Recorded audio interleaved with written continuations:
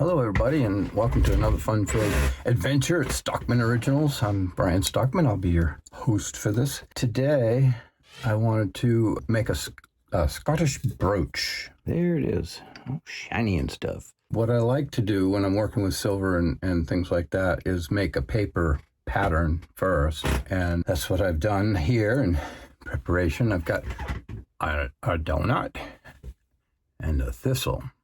What I'm intending on doing is raising this donut into a domed little wreath there, and then mounting the thistle on top of it. This is all going to be in sterling silver. So what I've done here to raise the donut, the ring, is I've carved a block of, this happens to be a nice hard piece of cherry, and I've got an iron ring. So I'm going to want to cut the silver and anneal it, make it as soft as I possibly can. I'm going to place it over this little channel that I've carved here and pound that down into it. That'll raise the silver in a nice way. That does two things. One, it gives it great depth, and it also makes it more rigid, so it'll hold up to wear and tear. It's just very pretty thing to do. I guess I will get things ready. All right, of course, something went wrong, and I failed to catch on film the start of this. So what I did was I laid my template down on the silver, and I drew around it with the pencil. So now I've got it all laid out.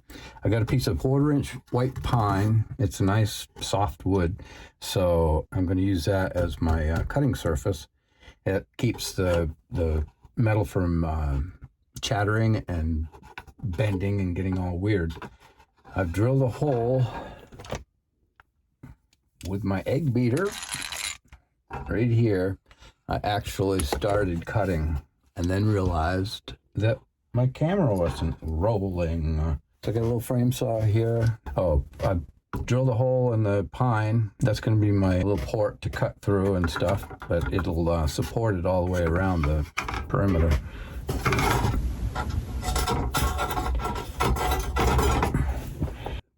Thing clamped up good. Tighten the tension. So I had it clamped down, but found that the clamping system was getting in the way, and I don't really need it, so I can move it around easier this way. This 1/4-inch pine, I can end up sawing through it and the silver and not even know it, and it won't matter. Right. So it seems I need another hole. This is 24 gauge sterling silver that I'm using, which is, this hole should get me further than the last one. There. Okay, so I got the whole ring cut out from the sheet, and now I'm going to take a little half-round file here and clean up the inside edge. I have a little drawer that I pull out. It looks messy, I'm sure, but catches my filings. I can melt those down and pound them out and use them again for something. Pretty good. Start using my fingers to guard the face of the silver, that the file doesn't slip over and leave a big gouge in it. I'm gonna anneal it now, which is just a matter of heating it up, letting it cool slowly so all the molecules of the silver can settle into their happy places, and that'll make it the softest it can be. Try to heat it evenly so it doesn't warp. Won't matter too much. I'm gonna mash it pretty good. It's nice when it starts out flat at least. So I'm gonna heat this up to a red hot, and then I don't want to get to the point where it starts to melt. You can ruin it easy, but red hot, and then we're going to let it cool down nice and slow. That ought to do it. This is all cooled off and hopefully as soft as I said it would be. I used a compass and laid out some registration lines here so that I could kind of make sure that I'm where I want to be. I think That's just about it. I get the ring placed and then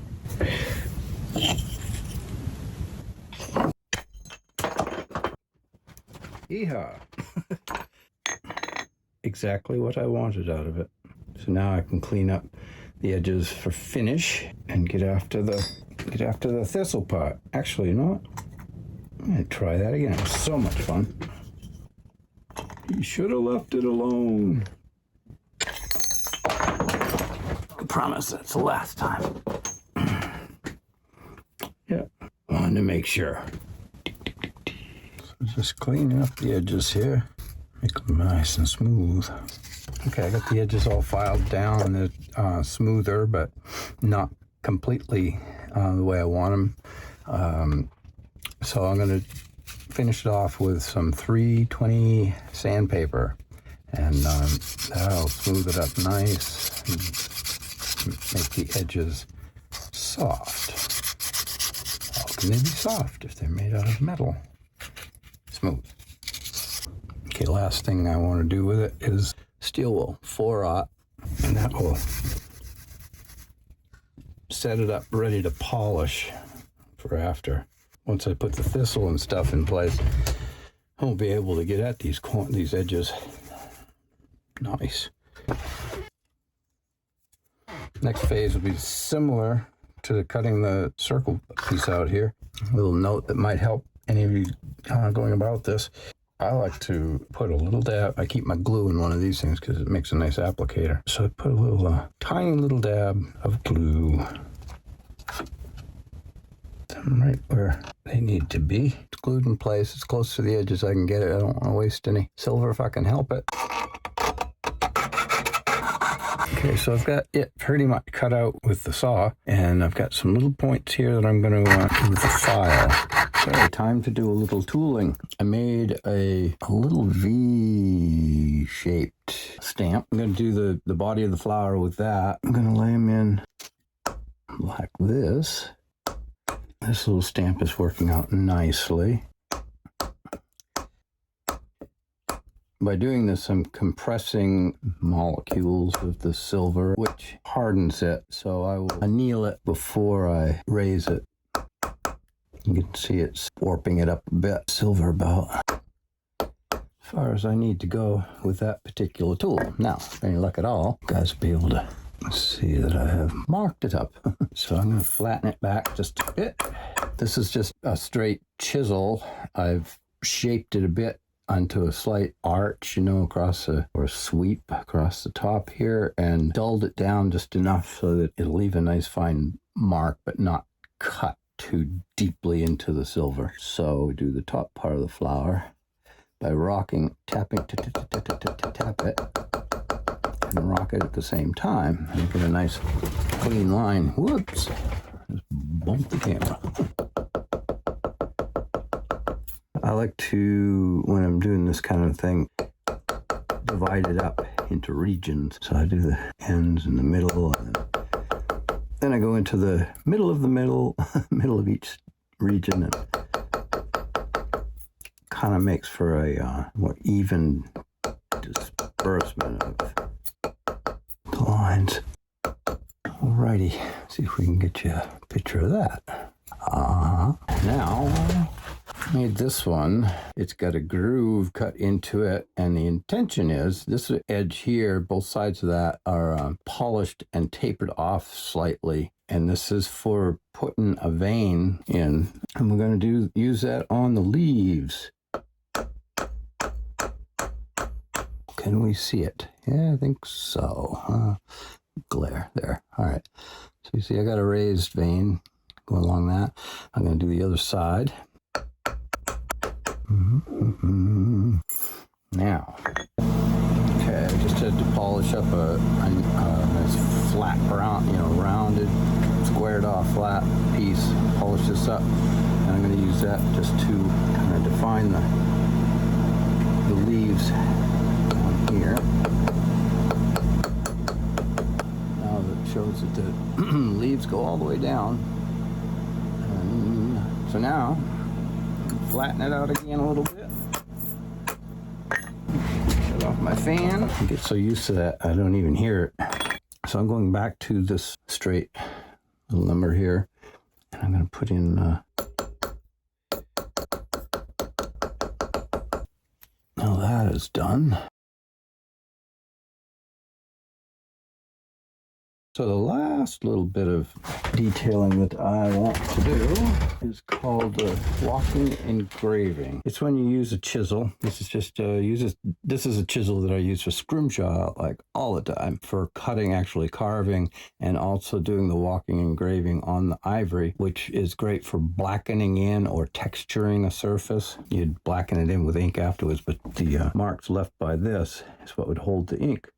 So I place it upside down so that the bevel is on top of the tool. You literally just walk it across the surface that you're messing with. It's going to leave kind of a hairy look to it. For the sake of my chisel, I'm going to put it on a piece of wood in case I slip off. So you can actually see little pieces of silver coming off. I'm going to anneal this now because we're all done tooling. I've had this block of oak since I was living in a teepee many years ago, and it just works. So I've got little dimples and divots carved into it all over the place. Let's see, is this one in? Yeah, all right. Oh, this one, yeah. This is a very shallow dish here, and that's about what I'm looking for. So I'm going to use the ball peen part of the hammer to work the silver down into that depression. I don't want to hit it so hard as to leave bumps from the ball peen. Just want to force it down into that cavity, and that does pretty nice. Now I've got a different little trough here that I'm going to use to kind of straighten it out a bit. Gives it a nice body. I think I'm going to use this one to raise the stem. And now I'm not using a groove in the wood, but I'm counting on the softness of the oak to allow the punch to push the silver down into it a little bit. One more little tap. That'll do it. That's rounded the, raised the stem a bit. Come up into the flower a bit with that. I'm just going to do a little flourish on the leaves. Raise the tips this way. Okay, and then, made out of deer antler, I'm going to dish them in. Using the deer antler because it will move the silver, but it won't leave hideous marks. So anyway, that's kind of how it is right now. Let's see how she fits onto the ring. What I want is the flower head not to extend too far up above the ring. I want each tip of the leaves in the base to all make contact with the ring. And so I can put the solder, I'll put it here and here, here, here, and here. And that'll hold it securely, and it'll keep them points from catching on things and be a nice solid little brooch. I'm going to solder it up. I'm going to start off by putting some flux on it. And if I put a generous amount, each point it's going to make contact. Should transfer onto the ring. It's important to get all the points that you're going to solder touching. I think I put enough flux on it that I shouldn't need to add any more. What I'm going to do is initially tack it with the hardest of the 3 solders that I have to work with. Hopefully I'll get all 5 points. My solder comes in a wire form. This is from Rio Grande, and it's the hard solder. So it means it melts at a higher temperature. Therefore, you start with that, and then any solderings you do down the pike, you use softer and softer solder, lower temperatures, then you'll never lose your first solderings. You can't see it, I'm sorry, but it's off camera. I just cut little tiny pieces of that solder. Try not to drop them.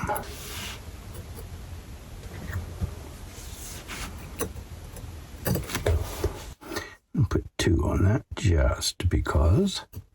Nothing shreds my nerves more than soldering silver. Now, when you start heating this up, that solder is liquid. You've added water to it to make it flow and do what you need it to do. But as a result, The water has to evaporate, so as you're heating it, it can tend to bubble, and that can dance the solder right out of the way. But if we can get the majority of these guys tacked down, then it'll be a very simple thing to go back and hit the places that I miss. In silver, you like to heat the whole piece up pretty evenly. Starting to bubble a bit.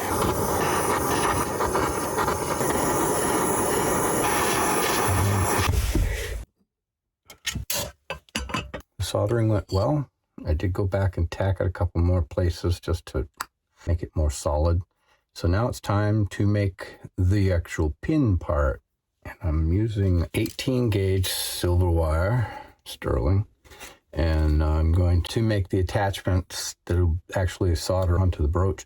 I'm going to melt the ends of this wire into little globs and then file them flat. And that'll give me a bigger foot to solder it with. Okay, so this last bit of soldering, I'm using what I refer to as easy flow. It's the softest or lowest temperature solder that I have. That way I won't upset any of the other welds that I've put in so far. These little pincers that I've got the wires secured with are pretty cool. They clamp shut, you squeeze them and they open instead, and opposite of tweezers. And they are fairly gentle. You just can't hold everything. You might need to up the ante here. There we go. We're all good now. Okay, so you can see the soldering went well. I put them a little higher than center because I don't want it to like tip when it's hanging on a sweater or something. I've got this one off to about the length I want it. I'm going to take my file because I snipped it off with these diagonal cutters. Pinches it off so it leaves a sharp little crown. I want to round it off so it's not offensive. So I'm going to flatten it on the end here just a wee bit. Now I'm going to curl it around a wee bit too. And then I'm going to curl it the other way. That should work for a catch. Make sure there's enough room for the wire to get underneath the end there. I think so. Just for a little bit of fun and to make it a little, oopsie, stiffer. That helps the bend to stay put. So now this one is going to get bent over. I think this isn't too bad, but I'm going to trim it back just a wee bit, like that wee bit. So that fits through. Things good. I'm going to put a little point on here so it'll slip through the fabrics. Nice. Good. I'm going to tap this bend. There it is. Not finished. It's not finished yet. Anyway, what I'm going to do now is apply a patina to it. They have all kinds of acids for that, and I don't have a lot of them. But I do have brass black. It's an acid that changes brass and copper and bronze to a black. Very cool for antiquing or for highlighting and things like that. It doesn't work really good with silver until you do this one little thing that I'm going to show you. This is the brass black. Oh, sorry about that. One little thing is introduction of steel into the mix. In this case, steel wool. I take a pad of steel wool part and wrap it around an applicator like that. You get these things like at gun shops or, gosh, I don't know where else. Maybe hobby shops. I don't know. Goes on. Looks kind of blue. See, I'm wanting it to get into the cracks, so the lines that I've stamped in makes it kind of like scrimshaw in a way. Blue isn't the desired tone, but you just wait a second here. I'll save that in case I needs it again. Oops, come back. Start with the steel.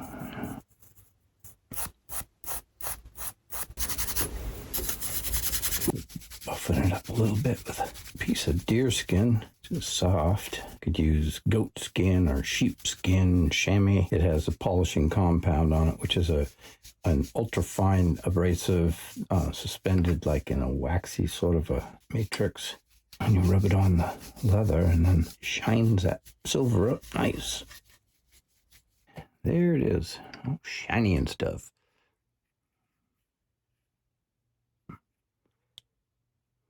that's basically it. I'm really glad that you guys came along and checked it out. We'll be off on another project here soon, but I thought you'd enjoy this little trip.